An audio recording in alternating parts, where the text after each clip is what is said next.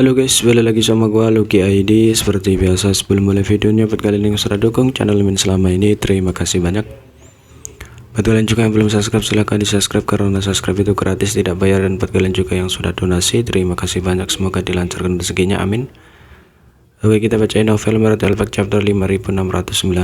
Di sini diceritakan letusan tiba-tiba dari pertempuran ini tidak hanya menghancurkan sarang tinta Royal Lot, tetapi juga menyebabkan lebih dari setengah penguasa wilayah bawaan yang bersembunyi di sini mati. 5 sosok yang tersisa segera berbalik dan memanggil kekuatan tinta mereka berubah menjadi 5 awan tinta hitam yang melarikan diri ke arah yang berbeda. Master ras manusia yang begitu kuat bukanlah seseorang yang bisa ditangani oleh penguasa wilayah yang terluka ini. Jika mereka terus bertarung, mereka pasti akan musnah. Mengembun sebuah teriakan keras terdengar, tampaknya memiliki efek dari satu kata. Prinsip ruang berfluktuasi dengan liar saat seluruh ruang membeku. 5 awan tinta hitam itu seperti nyamuk yang telah jatuh ke dalam damar pohon, langsung berubah dari gerakan ekstrim menjadi keheningan ekstrim saat mereka berjuang melawan batasan ruang. Perlahan-lahan menggeser tubuh mereka inci demi inci. Mata setiap penguasa wilayah dipenuhi dengan terkejutan.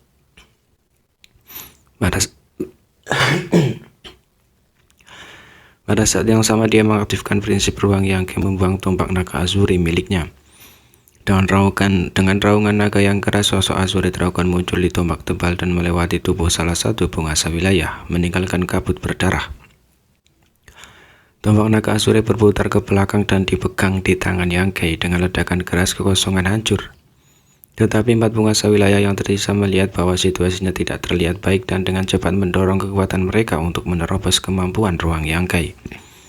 Keempat awan tinta hitam sekali lagi melarikan diri, masing-masing memuntahkan darah saat mereka berjuang untuk melepaskan diri dari belenggu ruang. Bukannya mereka tidak perlu membayar harga, 1 juta kilometer adalah dalam sekejap mata. Salah satu penguasa wilayah bawaan dengan cepat berbalik untuk melihat, tetapi tidak ada tanda-tanda elit ras manusia.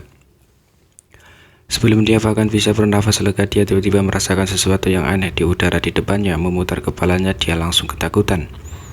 Sesosok muncul di depannya dan menghalangi jalannya, menusuk ke arahnya. Saat aura kematian bergegas ke arahnya, penguasa wilayah bawaan ini mengeluarkan raungan marah saat kekuatan tintanya melonjak ke depan seperti gelombang. Serangan tombak panjang sedikit melambat, tetapi dalam sekejap mata banyak konsep Dao yang mendalam muncul di tombak panjang dan sekali lagi melepaskan niat membunuh yang ganas. Penguasa wilayah ini telah menggunakan seluruh kekuatannya untuk mengaktifkan garis pertahanan yang dibentuk oleh kekuatan tintanya, tetapi itu sangat rapuh seperti kertas. Dengan tusukan tombaknya, kekuatan tinta menghilang dan sosok penguasa wilayah bawaan terungkap. Sosok master ras manusia tidak lagi di depannya. Penguasa wilayah ini tahu bahwa dia telah pergi untuk mengejar klannya yang lain. Dia berdiri diam di udara, wajahnya dipenuhi rasa tidak percaya. Bagaimana bisa ahli seperti itu muncul di ras manusia, membunuh penguasa wilayah bawaan seperti mereka, seperti membantai ayam dan anjing. Siapa orang ini? Tidak ada jawaban. Pada saat terakhir hidupnya, dia merasakan fluktuasi energi yang hebat meletus dari kehambaan tidak jauh dari sana. Itu adalah temannya yang menahan serangan musuh yang kuat sebelum seluruh tubuhnya meledak menjadi kabut berdarah. Menghadapi musuh seperti Yangkei yang tidak bisa dilawan, beramburan dan melarikan diri tidak diragukan lagi adalah pihak terbaik. Namun dalam menghadapi kemampuan ruang yang begitu aneh, bahkan jika mereka membuat pilihan yang tepat, mereka tidak akan berakhir dengan baik.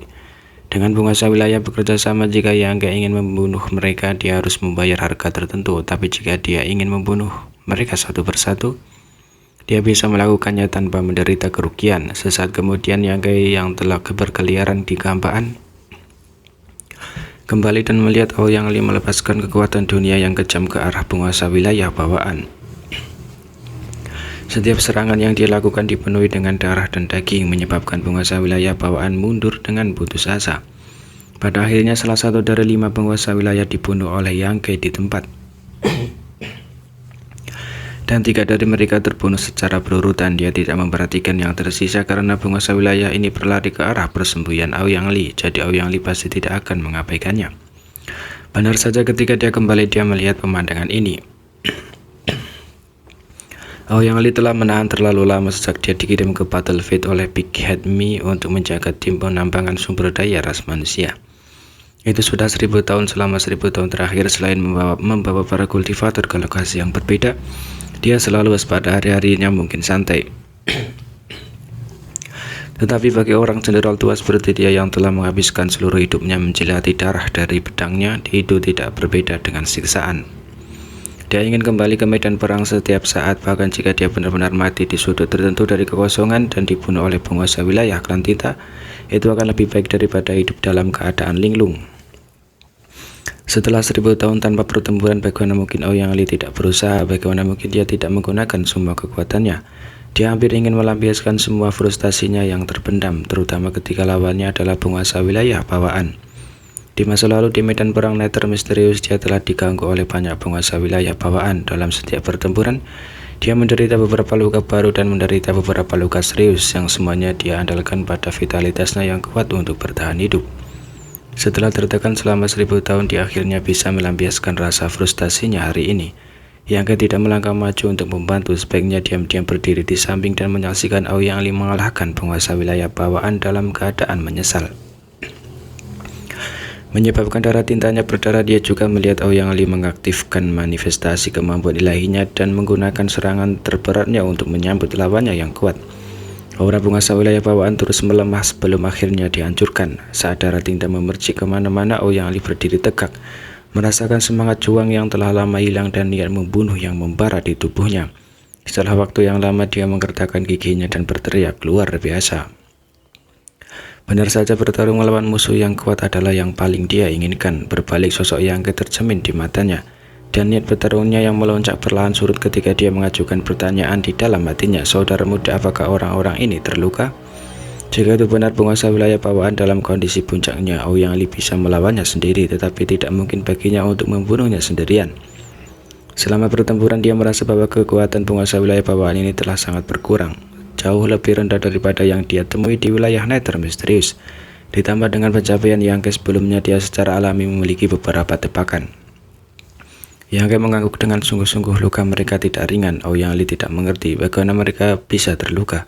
Siapa yang melukai mereka dan mengapa mereka bersembunyi di sini untuk menyembuhkan? Yang perlahan menggelengkan kepalanya. Dia telah mengirimkan banyak hal barusan, dan ada terlalu banyak hal yang mencurigakan tentang masalah ini. Seperti yang diduga Ouyang Li, tidak masalah siapa yang telah melukai para penguasa wilayah bawaan ini. Yang penting adalah mengapa mereka menyembuhkan di tempat ini.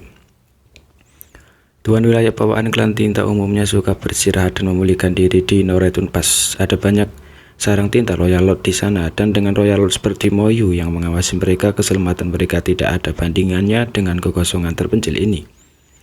Misalnya dalam insiden ini, Ouyang Li secara tidak sengaja menemukan Royal Lord, sarang Royal Lord ini yang telah bertelepon